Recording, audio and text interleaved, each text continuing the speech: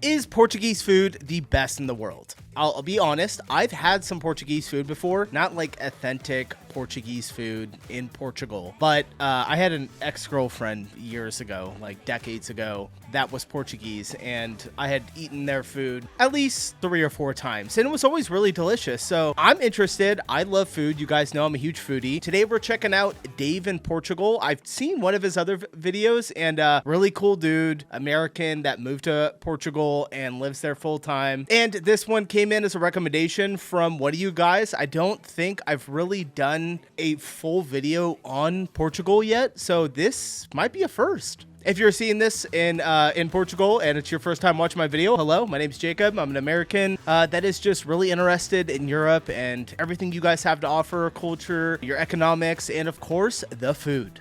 So smash that like button and let's see some Portuguese food. I'm happy this is my last video of the day, so I can not sit around and be starving for the rest of the day. I can go make dinner after this. All right, enough rambling. Let's go. On today's episode, we are going to check out the simple, genius culinary cuisine of Portugal.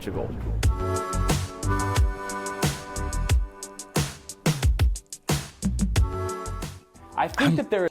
I'm like really excited to see this. You don't understand how much I like food. Well, I mean, a little on the heftier side, so I guess you might understand. There's only one country on average per capita that eats more French fries than Americans, and that's the Portuguese. Now, really? I will have to say that you will probably not enjoy traditional Portuguese food very much if you are vegan. But thankfully, there are a lot of wonderful vegan restaurants popping up all over Portugal for your veg needs. But as a kind disclaimer, I would stop now if meat or seafood offends you. Number 1, Porco Alentejana. It's kind of nice of him to say that. He's way nicer than me. I would never say that. Usually I save the best for last, but I am doing the opposite here. This is one of my favorite dishes of all time in Portugal, and it bangs.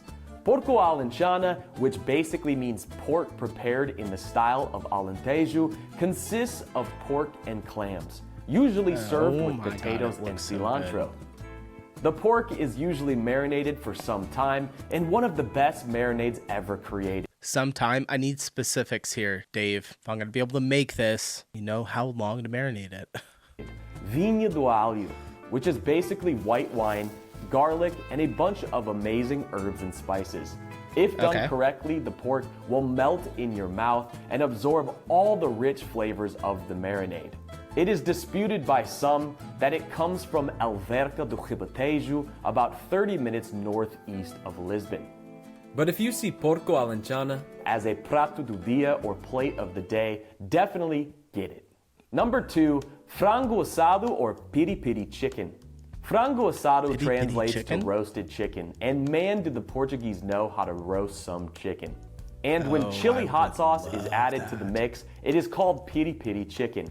In Portugal, chicken is usually roasted over an open fire to give that nice char that ain't so healthy but definitely tastes amazing. Are they using coal or wood embers? I can't tell. It looks like coal, charcoal.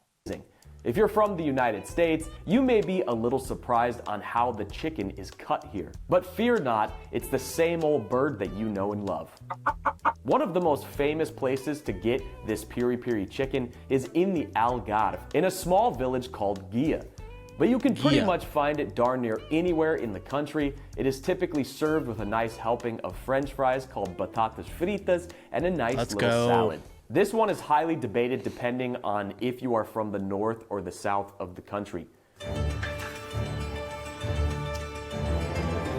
One sandwich with more cholesterol, meat, and cheese than almost any in the United States. This is the sandwich your cardiologist warned you about. But it's good. Real good. That looks amazing. Most people from Porto will tell you... I don't know. Would we call that a sandwich? You can't really hold it. I'm totally kidding here, but I feel like a sandwich is like something that you can hold, you know? Looks like I'm holding a football. That the Francesinha is one of the best culinary creations ever invented. For me, you have to make sure that you visit one of the good places in Porto. Not the tourist traps, not the Francesinha sauce you can buy in the supermarket. So far, I have been to... Am I saying, do Portuguese, do you guys say Portugal, Porto? Because that's what he just said. I'm kind of confused. Let me know. I'd like to know if that's the correct way to say it. Brasão in Aliados and the Tapas Cafe Porto, and both places know how it's done. The sandwich, which translates to Little French, apparently was invented when a Portuguese man named Daniel Silva immigrated to France and came back to Porto. He deconstructed the croquet monsieur and put it back together with Portuguese products. Oh, although my it seems gosh. like something that was more invented by someone that was very, very stoned. Francesinha. The sandwich is constructed like this: 2 pieces of white bread, 2 pieces of cow milk cheese, 2 pieces of mortadella ham, Okay. a grilled beef steak fillet. I'm not a big ham guy. It's like one of the only things that I'll eat it, especially like on a sandwich. It usually doesn't bug me, especially like an Italian sub with some ham, but it's not my first pick. If he's adding some beef to it too, though, I would get down Of on it. mortadella ham, a grilled And this is probably beef better than the steak ham we fillet, have.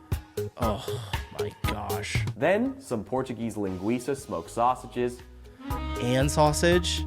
Dude. the bread is then put on top of the sandwich.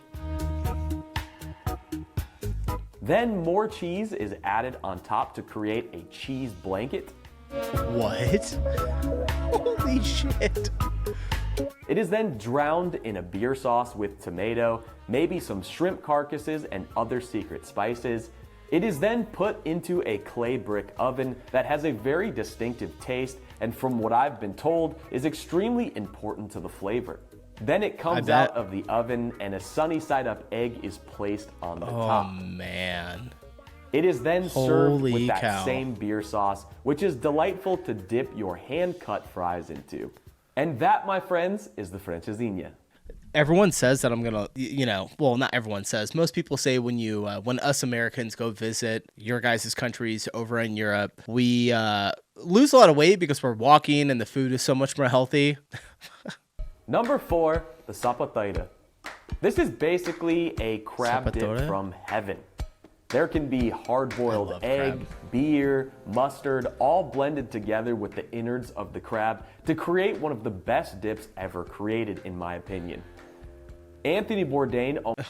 I'll be honest, this is crazy. Sometimes things just don't look that appealing. Like it looks like kind of like a mushy gunk. It's probably absolutely amazing though. I just know it. Almost fell out of his chair when he had this at Ramiro in Lisbon. But you can What'd he say? Bourdain almost fell out of his chair Anthony when he Bourdain, had this R.I.P.. at Ramiro in Lisbon. But you can definitely find it in basically all of the towns and villages along the coast of Portugal.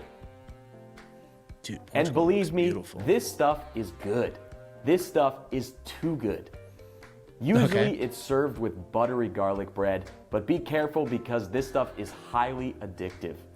Is there a Sapateira Anonymous anywhere around here? Number 5, Yeah, I'm gonna need that. I have an addictive personality. I have to go to rehab for eating. Anna. Now, Americans are obsessed with the hamburger. I go into rehab and they're like, "What are you in for? Coke?" I'm like, "Portuguese food." And the Portuguese are obsessed with the Bifana. Now, there are a couple different kinds of Bifanas I think I've had one of depending these. on where you are in the country. In the north, you can have a Bifana with leitão, which is baby suckling pig.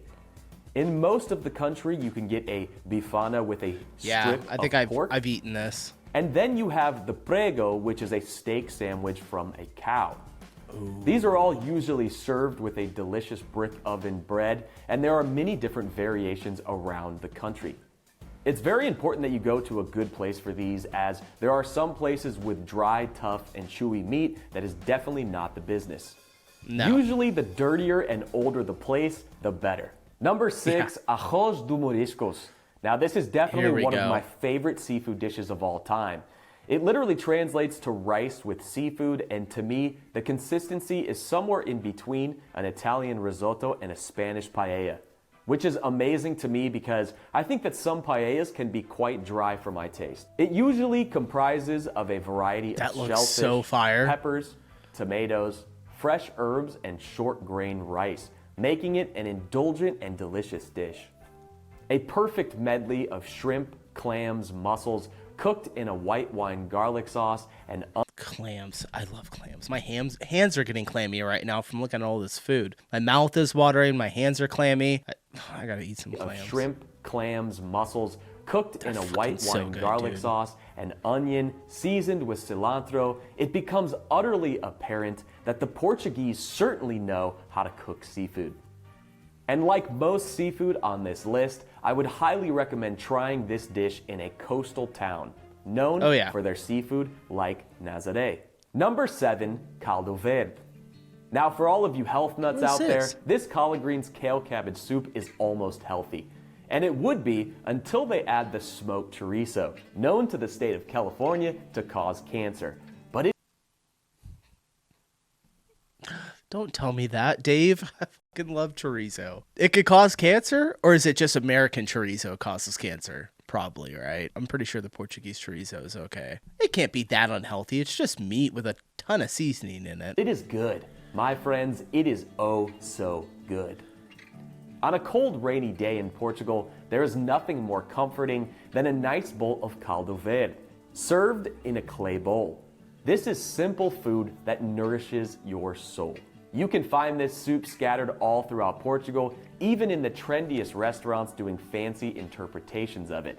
But the best will always be in a grandma's house in the rural countryside. Number 8, Choco Frito. Choco Frito basically stands for fried cuttlefish. Now, it is in the same family as the squid, however, in my opinion, cuttlefish reigns supreme when comparing it with calamari. Never had it. The pieces are usually much bigger and, in my opinion, when cooked correctly, much more tender. This is a very typical dish when in the Setúbal region, which is about 45 minutes south of Lisbon. It is usually served with a side of French fries and a salad, and I would highly recommend trying this if you are in this region. Number 9, Migas. This is basically the Portuguese equivalent to stuffing in America. That's so funny. I was just going to say it looks like stuffing. I wish I would have got it out. Okay. Best known in the Alentejo region, it is broken up pieces of delicious Portuguese wheat bread, soaked and cooked in pork fat. I mean, what doesn't taste good when it's soaked in fat? Usually with some green cabbage and sometimes beans. It is such a delicious filling side that goes along with seafood, meat, bacon, pork, pretty much anything. This is it, folks, the best for last, and I couldn't do a video about Portuguese cuisine and not include Portugal's most beloved fish, codfish, aka bacalhau. It is crazy to think that with all the seafood... Is cod like originally... I eat codfish quite a bit. Is it like the Portuguese fish? Is that super popular? Crazy to think that with all the seafood along the Portugal shore, the one that they are most obsessed with and eat the most is actually found off the shores of Norway and Newfoundland. Okay. In the mid-1500s, during the Portuguese discoveries, an expedition headed to India discovered Newfoundland. And so began Portuguese cod fishing. These fishermen would salt the cod so that it could be preserved along their long journeys. They brought this tradition back to the mainland, and bacalhau basically became as important to the Portuguese as hamburgers are for Americans. This version is my favorite, which is bacalhau alagareiro, which is basically means to be drenched in olive oil because alagar is where olive oil is mashed in. Roasted with garlic to perfection, this dish really showcases the masterful simplicity of Portuguese cuisine. It is usually served with a side of typical smashed roasted potatoes. So jealous.